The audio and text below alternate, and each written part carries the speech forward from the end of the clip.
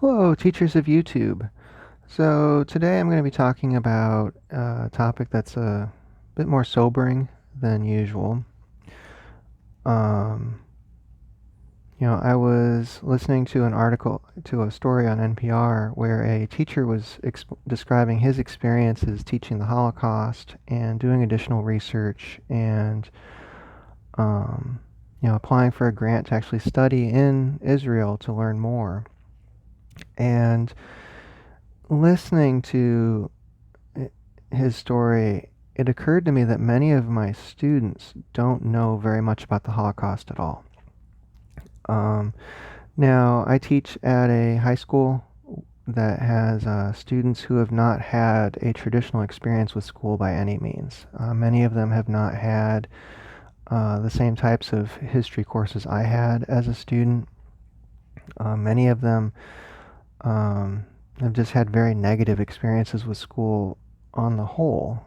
Um, and so one of the things that I realized I, really should do is help my students, understand this key part of history. Now, why is the Holocaust important to study today? Beyond the horrors of what happened, there is something about the hatreds that caused the Holocaust that we continue to see today. All right, the anti-Semitism, hatred against the Jewish people, it's still here. We still see it. Um, the types of the types of discriminatory actions that people will do based on race. We've seen people, murdering others simply because of the color of their skin. We have seen, um, very strong anti-immigrant rhetoric. We've seen, um, anti-LGBTQ plus rhetoric that is, and all of these types of, um, you know, these beliefs and hate are a major, major issue that we need to address, not simply because it hurts our society, but because we want every individual to feel free to be a person, to be who they are. Um, and I think one of the things that we sometimes lose when we talk about the Holocaust is, we lose the realization that the Holocaust was not simply a historical one-off. We have seen genocides happen throughout history, and it's a mistake to believe that we might be quote unquote immune to that. The reality is that our own society, the American society that I'm living in today, uh, we have a lot of the same forces that allowed the Nazis to take power in the 1930s and ultimately, gave them the capability to turn an entire country toward genocide. And so, in my eyes, it's important to teach the Holocaust not only to help students understand the historical significance, but to also enact, you know, the never again, to make sure that we are aware of what happened and we are aware of the forces that caused it so that we can actively prevent that from happening in the future. So, when teaching the Holocaust, let's start with some of the core essentials here. And let me first point out I am not an expert on the Holocaust. I am not a Holocaust scholar by any means. I'm simply I have a PhD in English. I've been teaching for about 15 years, And, the Holocaust is something I have been interested in, but the list of essentials I've come up with, these are all from others that I have been reading online, primarily from those who are Holocaust scholars, who are, individuals who know much more about this than I do. And this goes to the first essential, is that you need to use reliable sources when teaching the Holocaust. And one of the reasons this is so important is that, many of us who choose to teach the Holocaust, we're not coming toward this teaching as experts. And you want to ensure that anything you teach your students is true, is reliable. Because if we teach things that are fictional or things that may be exaggerated, one of the problems that comes up is there will be a temptation for students to believe, oh, this is fiction, or oh, it didn't really happen this way, or oh, it wasn't as bad as they claim it was. Whereas in reality, the Holocaust was as bad as people say, and oftentimes worse. And so you want to, find books by, those who survived it. Diary of Anne Frank, Elie Wiesel's Night.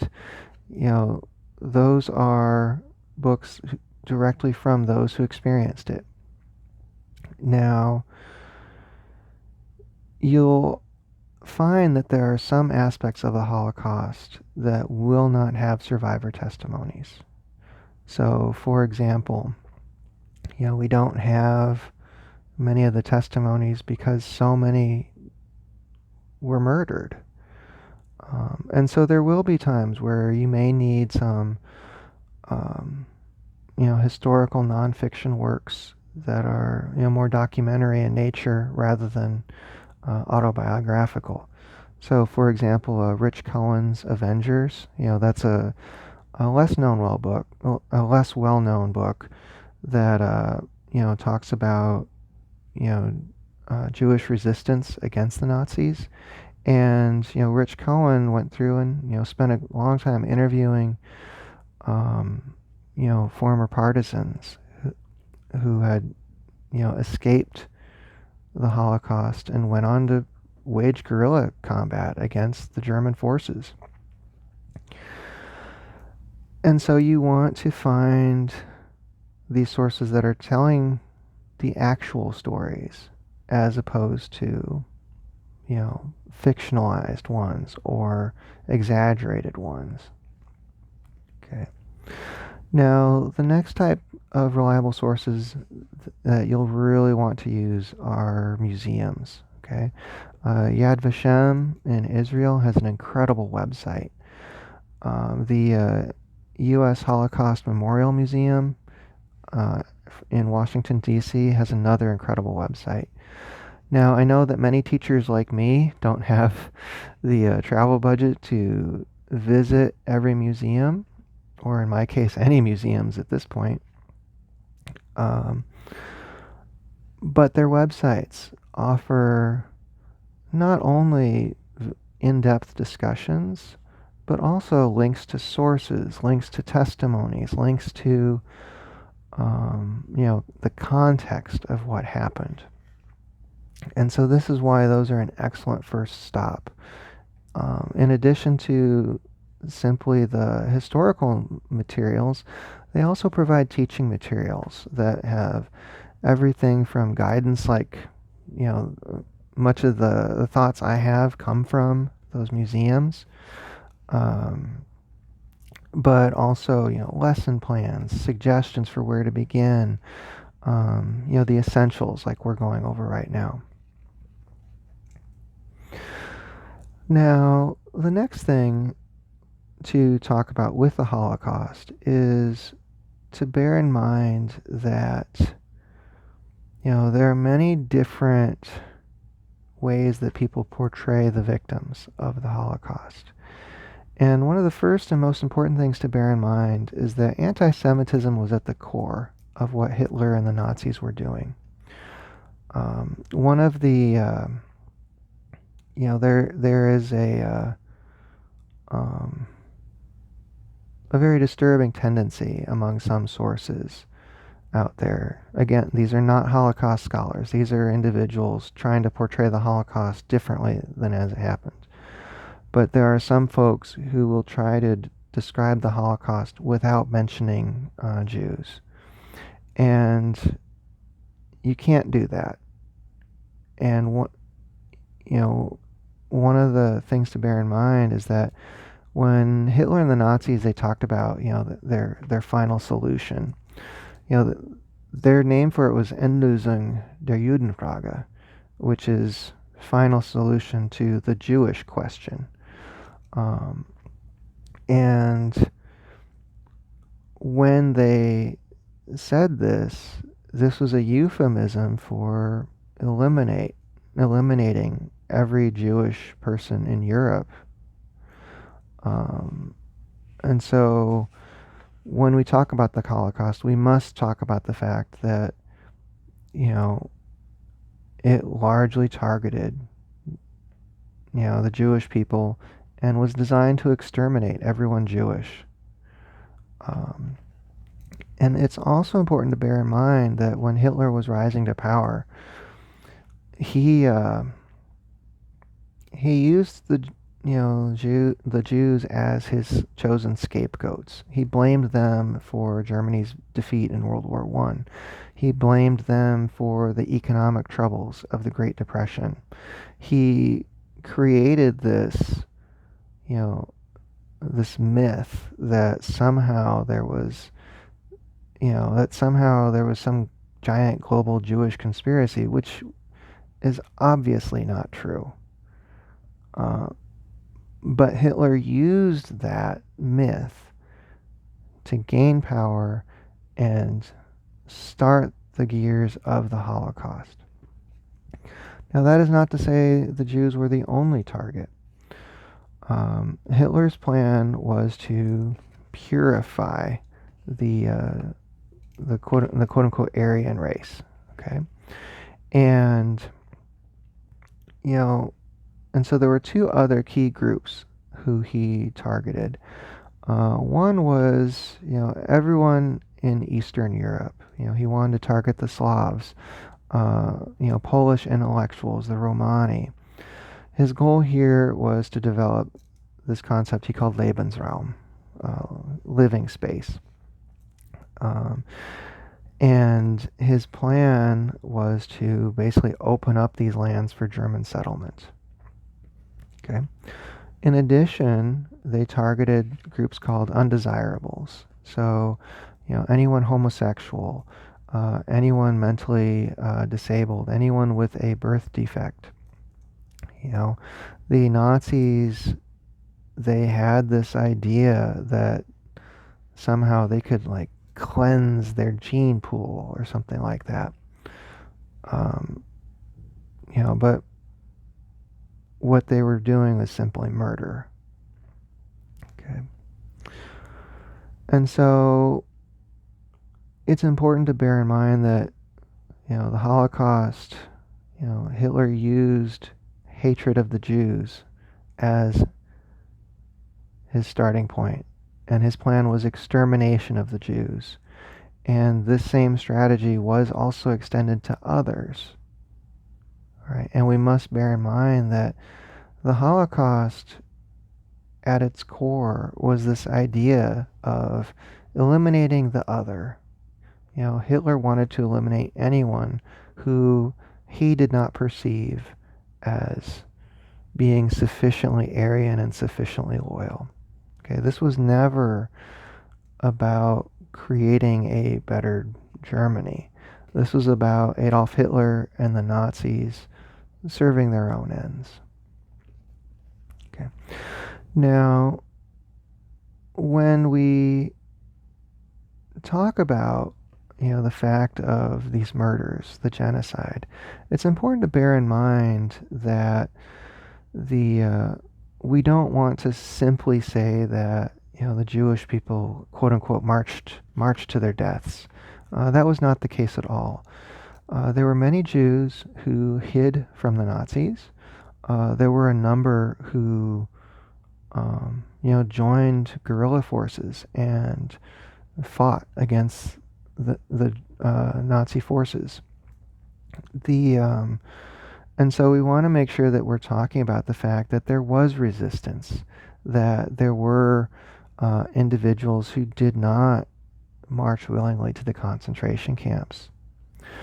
And it's also important to bear in mind that those who did end up in the concentration camps, they weren't given any good choices. All right? They were marched there at gunpoint. They were loaded onto the cattle cars at gunpoint. People who resisted were usually shot and killed. And so we need to bear in mind that the Holocaust, was not some peaceful trip to the ovens. Okay, this was genocide, and many times people didn't know what was coming until they got there. Now, alongside with that, there is there's a myth out there that the German military, the German army didn't take part. That for many people believe only the SS, the Schutzstaffel, took part. And the reality is that there were Germans from all walks of life involved in the Holocaust at different levels. It is true that many Germans did not realize the full extent of what was going on, but every person knew that Jewish children were being loaded onto cars separated from their families. Everyone knew that their Jewish neighbors were being taken from their homes. Everyone knew that Jewish stores were had their windows shattered and the owners taken away, and new people taking over. It was an open secret that something was happening. And there were military units that were not SS units who also took part in destroying towns, in herding people toward their deaths. And so we want to make sure to bear in mind that the Holocaust was not simply some single radical group. Okay, yes, the Nazis were crazy, they were radical, but they also had help. All right, it's true that most Germans didn't vote for Hitler, but every German knew that something was going on, and not every German resisted this. Okay. Now this leads into what I feel is one of the most important things to talk about, is to look at this relationship with the Holocaust and American policies. Something we don't talk about enough in school, I feel, is that the Nazis drew many of their policies against the Jews from American policies against Native Americans and African Americans. Segregation and anti-miscegenation laws in the U.S. actually were used as inspiration for the Nazis as they put together their Nuremberg laws. Hitler apparently had a fascination with the American West and how Native Americans were rounded up and put onto reservations and murdered. And he wanted to use that as his model for Eastern Europe, taking all the people who lived there, herding them onto reservations and ensuring they died. And so with all these considerations, I think that helps us understand that the Holocaust isn't simply a moment in history, but a historical force that we need to understand, that we need to study. So I hope this video has been helpful. As always, please leave your questions in the comments, and I will have more videos for you later.